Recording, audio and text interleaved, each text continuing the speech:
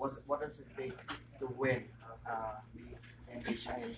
Well, I think it takes a lot of hard work, a lot of fortunate circumstances to take place, and you never know what can happen during the course of a series. All it takes is one bonehead play or one missed assignment, and it's a situation where you can lose. I think we saw that in 2013. All it was someone didn't box out, and Miami gets the rebound, kicks it to Ray Allen, and he hits a 3-point shot in the corner. So you understand that at any given moment, things can change if you're not focused and paying attention to detail. So you have to have a good game plan. And then that game plan, you have to evolve with that game plan. And you can't just leave it to others. You have to do the little things that are required in order to secure a victory. Okay, you're one of the most prolific defenders in the league, in league's history, and you've guarded Kevin Durant and LeBron James, who are part of this NBA Finals. What is the game plan whenever you're facing those two players? I think with those two players, they're different, obviously. Kevin Durant is a guy that has been a scoring champion and multiple times an MVP. We'll talk about MVPs, LeBron James as well. But, Kevin Durant can score in a variety of ways. I used to say this a while back. He's a born scorer. And so, if anything, you want to make sure that you can take away his airspace. Make it uncomfortable for him to get to his spots on the floor. Just don't allow him to walk to a spot on the floor. Allow him to get the ball. With LeBron James, it's obviously different because he's so strong. His ability to post up now, to drive and realize how important the drive is. I think we saw that in Game 7 on the road against Boston, where as soon as he got that switch with Al Horford, who's a very good defender, he was making sure he drove the basketball. I think you have a more conscientious observer in LeBron James of where his strengths are now. He's not settling for jump shots. This is not the regular season. Regular season, you might settle for jump shots, but now you can't settle for those jump shots. You have to have quality possessions each time down the floor. Is there a difference between the LeBron that you faced back in the finals compared to what you see right now with him? Of course it is. I think he's obviously more mature, and he's had a chance to learn how to win and become a winner in Miami. During that time of going to the finals there, having the tutelage of Eric Spoelstra and Pat Riley has allowed him to, I think, show all those different things as far as being a mentally tough individual, understanding that I have to help this player out because he's not able to get a shot. I have to be able to lead at certain moments and take over at certain moments, but at the same time, on the defensive side, I have to do things and communicate where before I don't think he would have understood that had he stayed in Cleveland. So you look at his duration out there in Miami, what it was able to do for him. I think you see a lot of the benefits of that even now in his play and the fact that where they are, and it's all because I believe of what transpired in Miami. In your current basketball career, who's by far the most difficult for you to defend? Michael Jordan. Why?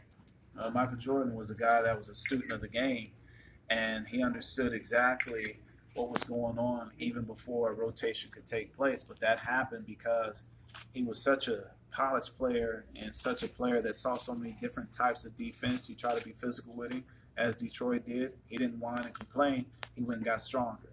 Then he watched where double teams were coming from so he can attack a certain area and set a play up for Steve Kerr to knock down a big shot.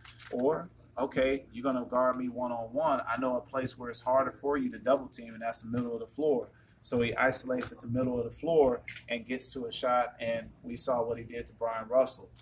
I think students of the game are able to study and understand those little intricacies of the game and become better. In today's NBA, do you think there's one player that comes to mind that you believe that plays hard-nosed defense like you? I think guys are different in their own right. I think it's unfair to try to compare someone to me because, there's so many great talented individuals now. I just think that what you saw or what we're seeing today is a variety of defenders. I love what Draymond Green is able to do as far as being a guy that is a big man, a guy that their offense goes through. That's something that you don't see so much. And you look on the flip side, you look what Tristan Thompson was able to do a couple of years ago, guarding Steph out there on the wing. Not a lot of bigs are able to be athletic that way. I think it's it's such a different game now where, they don't have certain guys that they can put on the floor where even if he's just defending, he's not doing something else. J.R. Smith is a guy that can defend and get after it. And when he does, it shows up big time. But it's just a matter of guys committing to that and making sure they can, do that for the series as compared to just for one game. Bruce, being undrafted, what's your message to some of the NBA players or local players in the Philippines? Well, I say to the local guys here, To be motivated. you have to understand that only you could limit yourself to what you want to accomplish in life. It's really important to have an optimistic attitude in anything that you do, whether it's sports, whether it's education, whether it's business. As long as you have belief in yourself, others will come around. But you have to have that belief in yourself first and foremost. So when you have guys that understand that, and yes, shots may not fall at all times, but you know what, you have something there. You have to believe in it. You have to put in the work. And when you put in that work and then you start seeing things happen, it's at that moment, it's not the time to say, okay, I've arrived. It's that moment that you work even harder to make sure that you can cement your place, wherever it is, in what you're doing. Bruce, let's say you're playing now in the NBA. How would you guard the likes of Curry, Thompson, and Durant with all the rule changes? Well, I think, people talk about the rule changes, but even with rule changes, if you're an elite athlete, I think you adjust to things because there was a time where you could hand check and then you couldn't hand check. And I remember the adjustment. So it's about being mindful of what you can do. You can still slide your feet. It shouldn't stop you from sliding your feet and beating guys to a certain point, and being active. And when they get off the ball, deny them the ball. Don't let them have the ball back. Now it comes to just the little things now more than anything else. It's not about the rule changes and, we can't do things because the rule changes. I don't believe in that. I see how physical the game is now because it is the finals. And at the end of the day, you must play defense in order to win a championship. Offense wins games, but defense wins championships no matter what sport it is. Bruce, your thoughts on LeBron James literally carrying his team to the finals? I mean, that was literally Herculean effort on his part. Yeah, I think it goes back to, what LeBron has been able to do as far as becoming more of a mature player. I think it's a byproduct of what he does for his body. LeBron James plays basketball year round. He takes care of himself year round. What's going on, man? He shot me over here. But it's funny if you were able to, 10 years ago, LeBron James maybe would take a month off to get his body right. But now he's figured out a way to keep his body right even during that time that he's not necessarily playing basketball. Pilates, yoga, conditioning, certain things that keep himself in shape. Because there comes a point right around 32 that you say, you know what, it's easier to stay in shape year round as compared to try to get back into shape from taking time off. So I think it's just more of a conscious effort of a healthier lifestyle for LeBron, taking care of himself a different way, and getting a lot of rest. Last question. You had the experience of being with the Clippers this season. Both, how do you see them? How did you assess their performance this season? How did you feel? What was that being with Ralph Lawler as your partner? Oh me, oh my.